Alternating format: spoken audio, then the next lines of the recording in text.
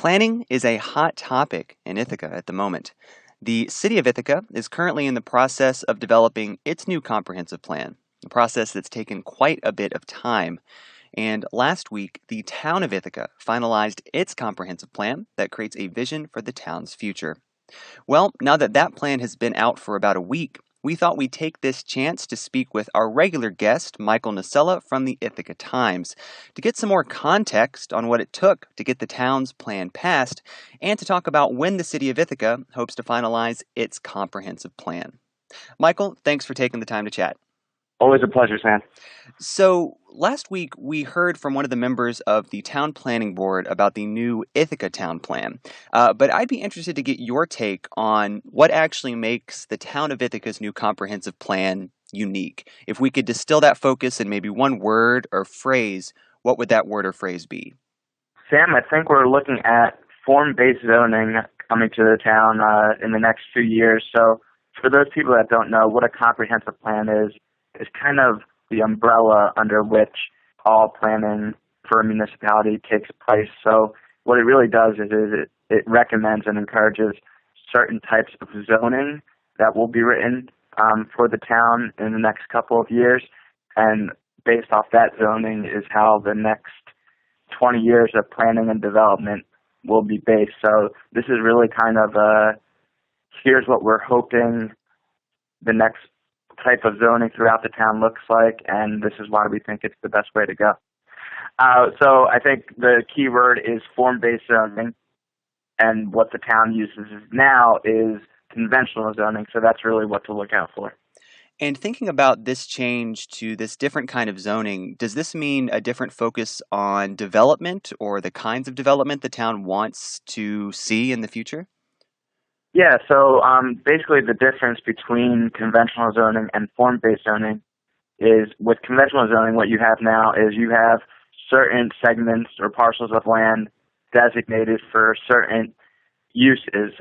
So you'll have a residential, a commercial, or industrial, and as long as buildings fit that use, they can be put on that land kind of in any kind of way that fits. What form-based zoning is, it's not so much worried as what the land will be used for, but more the form and structure that it'll be developed in. So you might have a development that includes everything with mixed use. So you'll have a cluster development complex, and then maybe you have a mom-and-pop grocery store and something else right around the corner, so that little section can kind of be self-sufficient. And you know what that does is it doesn't, when you're living up on West Hill, you just can go across the street to get a, gallon of milk or pick up whatever you need to instead of having to drive all the way down 96 through downtown to get to Wegmans to pick up what you need. And the thought behind that, the benefits would be decreased traffic and kind of less pollution and all that good stuff. So it's kind of a two-pronged approach, which helps make residents' lives more convenient and also is better for the economy and, most importantly, the environment. So that is the thinking behind what form-based zoning will bring to the town. And are there any kind of focus areas, if we think geographically, that the town is looking to bring this form-based zoning approach to? What are the parts of the town of Ithaca that could really benefit from this kind of zoning change?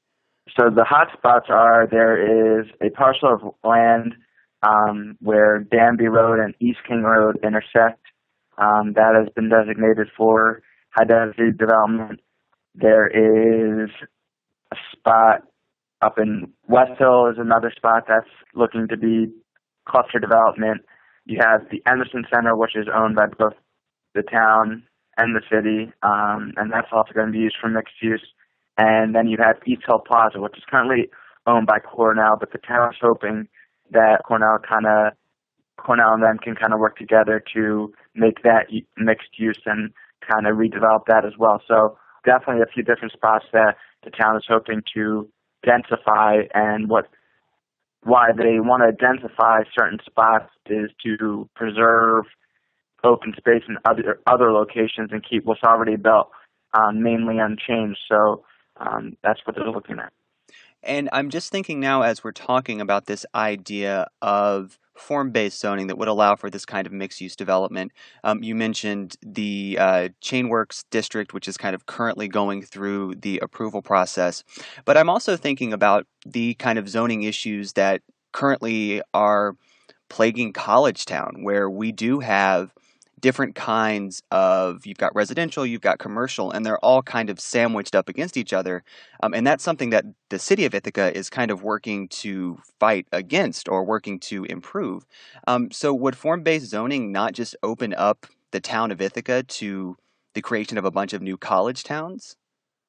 So that's definitely one of the concerns, and that's why, they haven't written the form-based zoning code overnight. As it's been explained to me, that's a process that again, is going to take 2 or 3 years or maybe even more. When they set out to write this comprehensive plan, their last one was in 1993. In 2007, they said, hey, let's look at this, see if we need to rewrite it. In 2008, they decided, yeah, let's redo it completely. And now here we are in 2014 with the new comprehensive plan.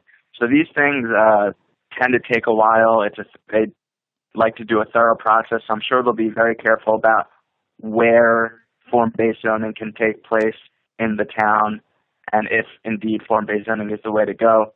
The comprehensive plan encourages and recommends it, but that doesn't mean it's necessarily going to happen. So it's very likely to happen, and odds are that it will. But again, it's a process that thinking minds of the town will have to sit down and look out and really hash out to see if that's ultimately the way to go. So I'm sure that will be one of the concerns as we move forward. And thinking a little bit about that process, understanding that it was 1993 when the town last considered what its comprehensive plan was. Once they actually, got this current comprehensive planning process, once they put that in motion in 2008, did you get the sense from talking to the planners involved that they thought this was an efficient process? Like, how did they feel once this was passed a few weeks ago? Was there this big sigh of relief that this was finally finished? Yeah, it was funny. The plan where it was ultimately approved, there was definitely some tension in the room. There were 2 town officials, Rich DiPaolo and T.Ann Hunter, were a bit frustrated about the fact that it was going to pass that night. They weren't ready. They still had things that they wanted to see get ironed out in the plan. And then you have the flip side of that, where you have town supervisor Herb Engman and the rest of the town board who just, they were proud of the plan. They thought it was time to go forward and stop nitpicking at it. And that, realizing that the plan is a general look about what the town wants to see happen and not a resolution to approve a building. It's not a finite thing. It's a vision. It's looking at something that encompasses the whole town. It's not something that's really specific. So there was those that thought this process should have been done probably a couple of years ago, and there were those who was ready to go a couple more years. It was just one of those things. But at the end, they had fun with it. Herb said it was time to pop a bottle of champagne, and even Rich Apollo joked that he was already drunk, but he wasn't. He was just poking some fun at himself. So definitely a process that I think at the end of the day, everyone was ready to say, yep, it's time. This is ready to go. Let's move on to the zoning process.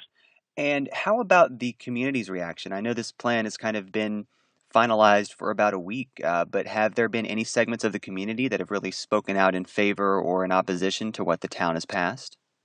Not that I know of. One of the reasons I did a big story on it is because it's one of those things where it's, comprehensive plan is, in my eyes, a big deal. This is something that town officials will use as kind of a guiding force, and it's one of those things where often flies under the radar.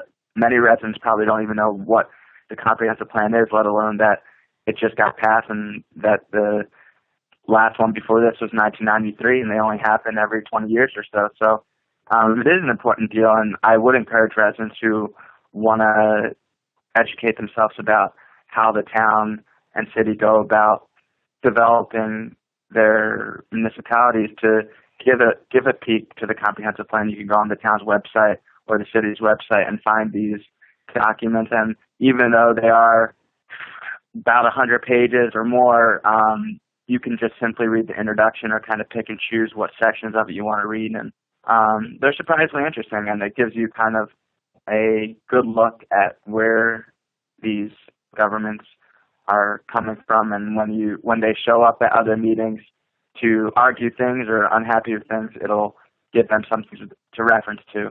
So I definitely encourage people to do that.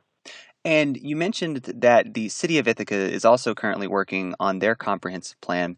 I'm curious the way the two municipalities interacted during this planning process. Was there a lot of back and forth and communication between the city and the town as they each respectively worked on their own plans? I don't think so. So I know the city comprehensive plan committee has a town representative or a liaison on it just to kind of be there to say, hey, this is what the town did, or this is what the town was looking at. This would make sense if you did that, vice versa kind of deal. So they're definitely in tuned and plugged in. And looking at both plans, the city's isn't done yet, but up until this point, everything I've read more or less fits in line with what the town is doing. Again, they're going to be looks like they're going to bring some forward-based zoning throughout the city, and a lot of the same just priorities of preserving open space, densifying development, and really focusing in on sustainability and environmental concerns were common themes in both of these plans. And it's when you have a place like Ithaca where its residents cherish the environment and our natural resources here, it's no surprise to why. So I think when you look at both plans, they're very similar when they're boiled down to their top priorities. And I understand that there was a little bit of news about the city's plan this week, correct? That the plan has actually been delayed. Yeah, and like I said, it took the town 7 years to complete theirs. I think the city started theirs at the beginning of 2013, maybe a little before or after that. I would have to double check, but they were hoping to unveil it at the June Ithaca Festival. That didn't happen. Their next goal was to unveil it with a brochure and packets to the public during the upcoming Apple Harvest Festival on October 4th. That's not going to happen. Their new plan now is to get all the chapters of the plan done in January and then look at it again and aim for an approval sometime in March 2015. So spring 2015 looks like a good bet for when residents of the city and even the town, because they're so close together. I encourage both residents to look at both plans because they will be feeding off one another. But the city looks like they'll complete their process sometime in the spring.